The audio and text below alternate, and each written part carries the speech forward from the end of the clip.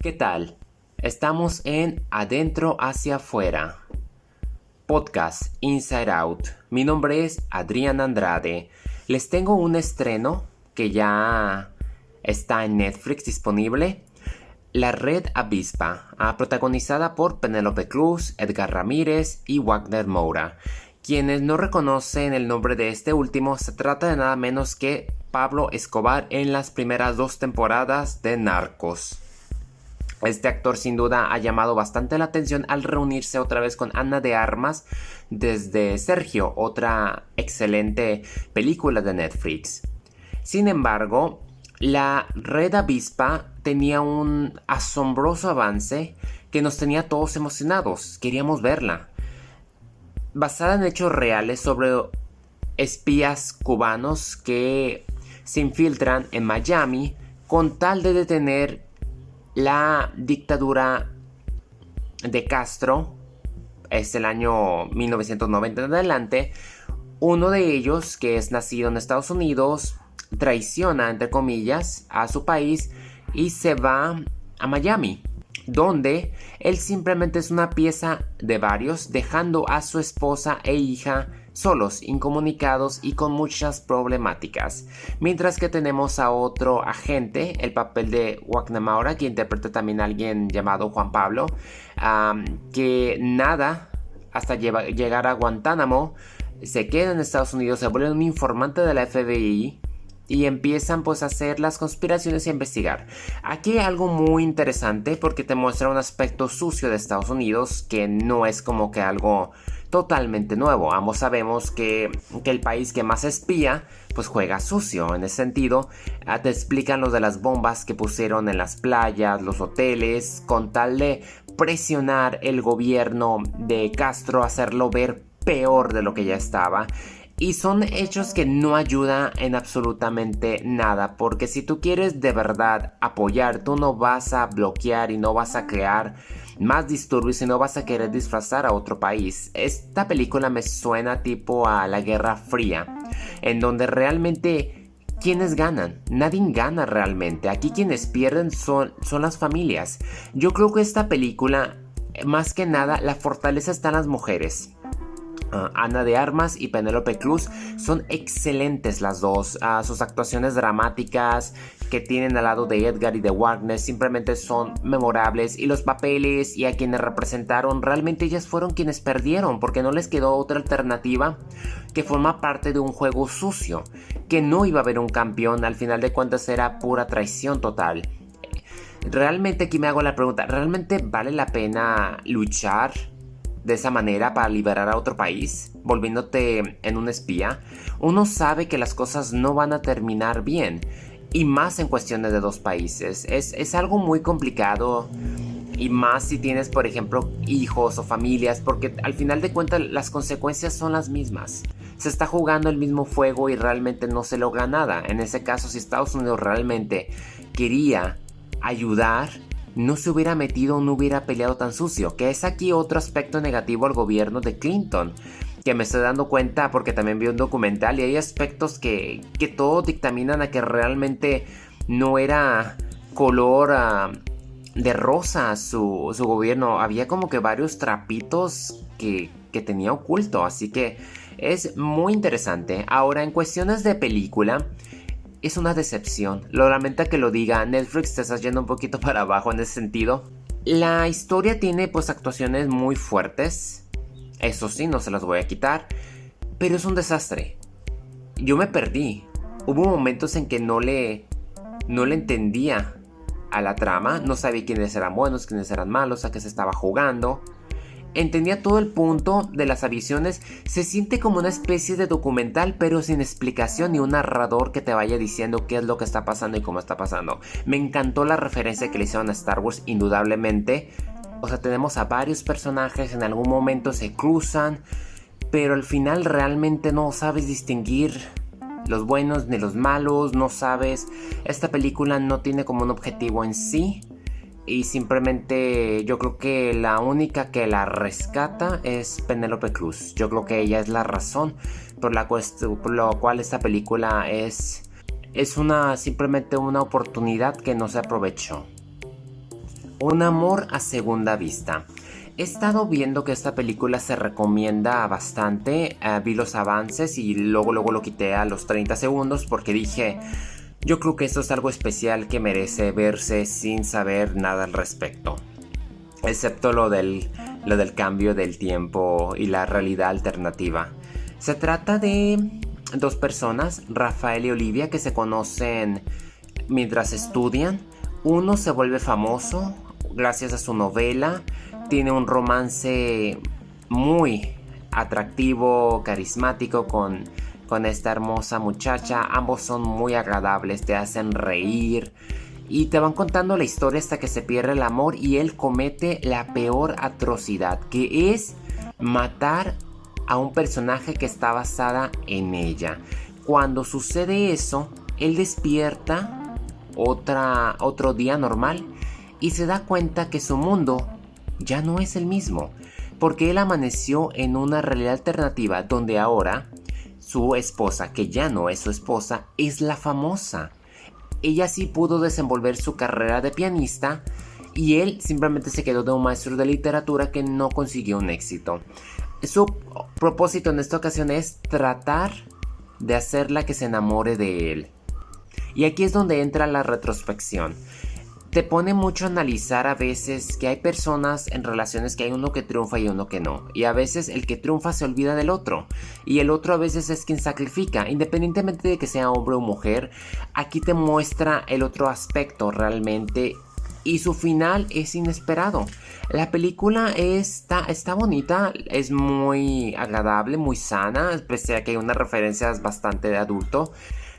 Sí te pone bastante a pensar, y creo que me gustó mucho ver que este protagonista era un escritor y lo que iba a requerir sacrificar y cómo se perdió en la fama, ¿no? Yo se les recomiendo, si no tienen títulos que ver en Prime o en Netflix, pueden acceder a esta aplicación y pueden rentarla. De verdad, su duración de 1 hora 50 minutos te hacen pasar el rato. Y como lo vengo mencionando, su final y la forma en que lo manejan te muestran otros aspectos que el protagonista había ignorado. Son de esas películas que no solo te dejan un buen sabor, al final te ponen como que un mensaje y te hacen que tú analices inclusive tu propia vida y veas qué aspectos simplemente no estás tomando en cuenta, lo que te oculta ciertos logros. Tuve ahora la oportunidad de ver un documental. Ya tenía rato que no miraba. Esta ocasión me llamó Jeffrey Epstein, asquerosamente rico, Filthy Rich. Y estoy en shock, en el sentido de que apenas me enteré de su suicidio en agosto de 2019, o sea, el año pasado. Bueno, entre comillas, porque la forma en que se relatan los hechos pues te lo pone en tela de juicio de que obviamente fue un asesinato. ¿Y por qué? Eso fue lo que me empezó a llamar la atención. Entonces Netflix es muy bueno en lo que hace con respecto a los documentales. He visto bastantes y quise ver eran 4 capítulos de 55-57 minutos cada uno. Y el primero te muestra prácticamente sus zonas de casa, ¿no? Te muestra cómo creó esta red de esclavitud sexual donde se aprovechaba de las muchachas. Tenía como cazadores de talentos que las agarraban y pues él hacía lo que quería, y él tenía una amiga, una compañera, no sé qué eran realmente, y pues a través de ellos manipulaban y lo que era tener todo el dinero. Te muestran prácticamente cómo él generó su dinero, cómo era un narcisista que no sentía nada, alguien intocable por el gobierno, porque inclusive el fiscal Acosta le hizo un trato que jamás podría haber sucedido y se salía con la suya en los años que tenía.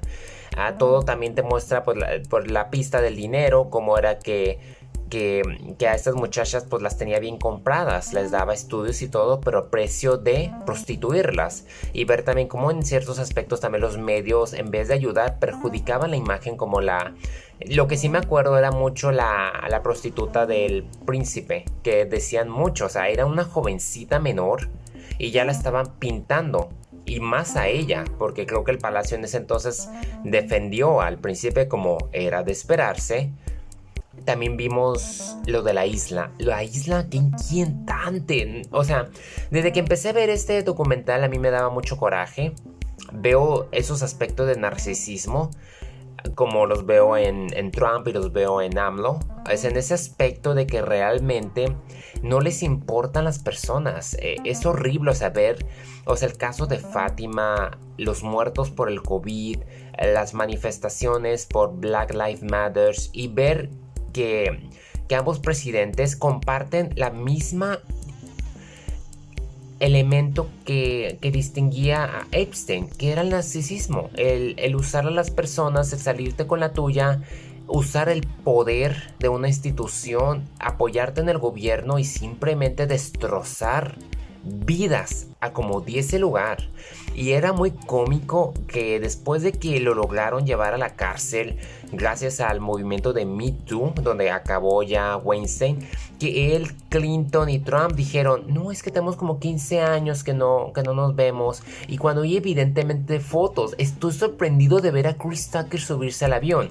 Aquí es donde yo no tiro juicios porque, bueno, como lo dijo también una vez Meryl Streep, de que ella no sabía lo que pasaba con Harvey porque realmente ella no pasó por esa situación. Hay personas que simplemente son diplomáticos que escuchas como a alguien de la farándula porque Epstein tenía un carisma que convencía a cualquiera, entonces pudieron a lo mejor seguirle el ruedo y no pasó nada, como se dice en la isla. Pero eso pues se requiere de investigación.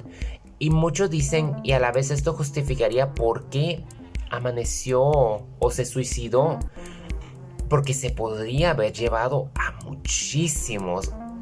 Toda esa industria estaba plagada y aquí lo terrible serían las víctimas realmente, todas esas jovencitas, a ver cómo les destrozaron la vida, cómo les costó tanto mantenerse a flote, tener miedo, tener que salir huyendo, haber arriesgado no solo a su familia, sino a sus propias hermanas al autoengañarse, al decir que todo estaba bien. O sea, sus voces al final fueron escuchadas, tarde, pero fueron escuchadas. La justicia no se hizo como se esperaba porque pues a los pocos semanas o meses en que lo logran encarcelar con el peso de la ley, pues aparece muerto. Y eso es como que quitarle todo ese estrago por casi 20 años o más que estuvo haciendo esta maldad. Y es sinceramente, es un documental intenso, fuerte. Yo lo recomiendo, claro, es historia oscura, pero es bueno saber las posturas, saber los puntos de vista de que esas personas, es como decía en la película de Búsqueda Implacable, que decían, es que no era personal, yo tengo hijas y esto es un negocio.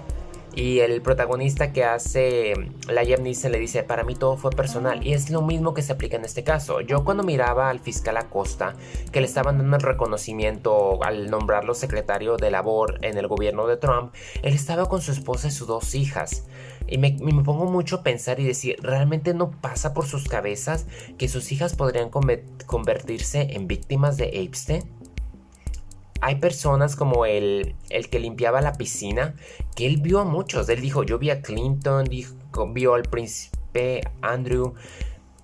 Y él dijo, yo tenía hijas y por un tiempo no me iba hasta que me hicieron esa pregunta y fue cuando renuncié al día siguiente.